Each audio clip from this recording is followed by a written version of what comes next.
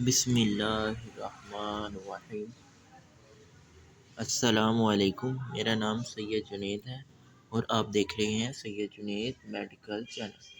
Video शुरू करने से पहले आप सबसे मेरी रिक्वेस्ट है कि मेरे चैनल को लाइक करें, सब्सक्राइब करें और बेल आइकन को प्रेस करें ताकि मेरी नई नई वीडियो आप तक पहुंच सके, मेडिसिन से रिलेटेड इंफॉर्मेशन आप तक पहुंच सके। तो चलिए, आज की जो मेरी वीडियो है कफ केयर सिरप के हवाले से। और कफ केयर सिरप को जो कंपनी बनाती है, जो लॉन्च करती है, जो मार्केट में लेके आती है, वो केयर फार्मास्यूटिकल है। जैसा कि आप ये चेक कर सकते हैं कि फार्मास्यूटिकल कंपनी है जो इसको बनाती है।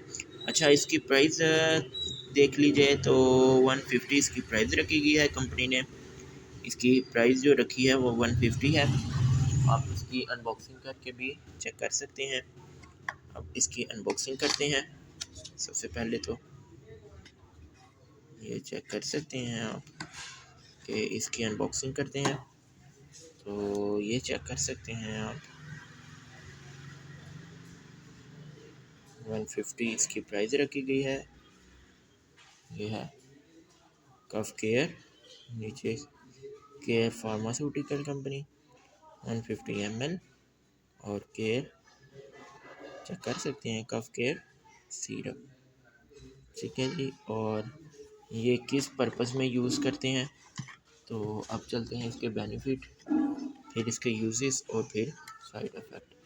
तो सबसे पहले तो हम इसके बेनिफिट्स की तरफ चलते हैं कि किस किस पर्पज़ में इसको यूज़ कर सकते हैं, यानी कि इसके कह लें कि यूजेस की तरफ कि इसको किस किस पर्पज़ में यूज़ करते हैं।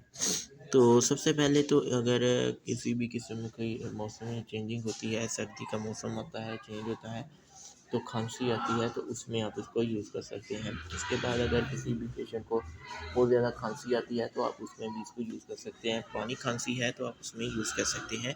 उसके बाद अगर आपको काली खांसी आ रही है तो आप उसमें इसको यूज़ कर सकते हैं।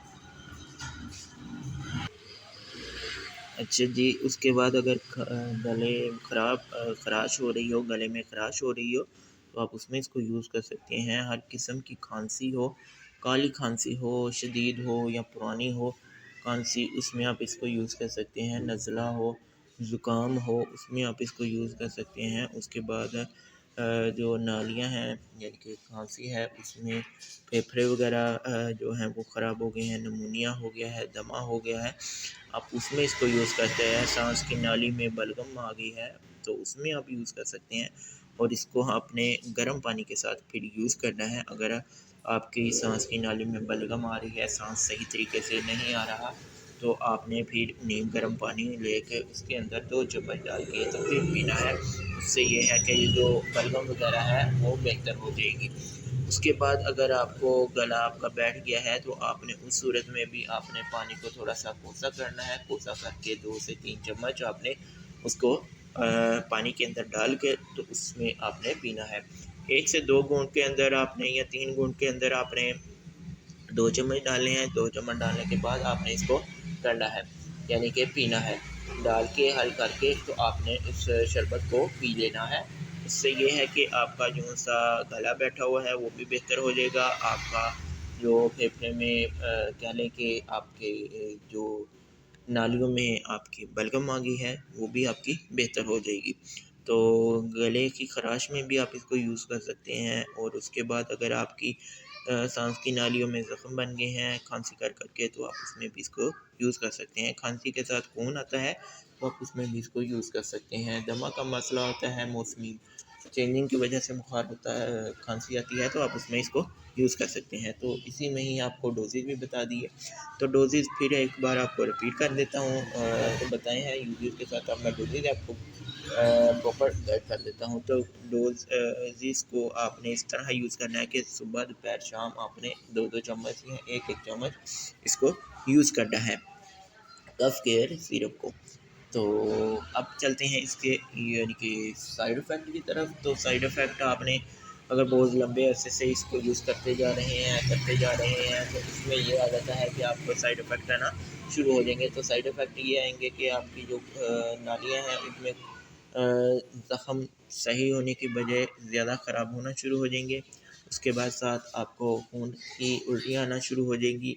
उसके बाद आपको नींद नहीं आएगी, बेचैनी होना शुरू हो जाएगी, पेट में दर्द होना शुरू हो जाएगी, मोशन लग जाएंगे, आवाज़ारी होना शुरू हो जाएगी, नींद नहीं आएगी और उसके बाद सर में दर्द रहना शुरू हो जाएगा, कमज़ोरी होना शुरू हो जाएगी। तो ये थी इसके साइड इफ़ेक्ट। तो वीडियो अच्छी लगी हो तो लाइक कीजिएगा, सब्सक्राइब कीजिएगा और बेल आइकन को प्रेस कीजिएगा। और किसी चीज़ की समझ ना लगी हो तो कमेंट करके मुझे बताइएगा, आप लोग को पर गाइड कर दिया जाएगा। तो होती है नेक्स्ट वीडियो में मुलाकात। अपना बहुत ज़्यादा ख्याल रखिएगा। अल्लाह हाफिज़।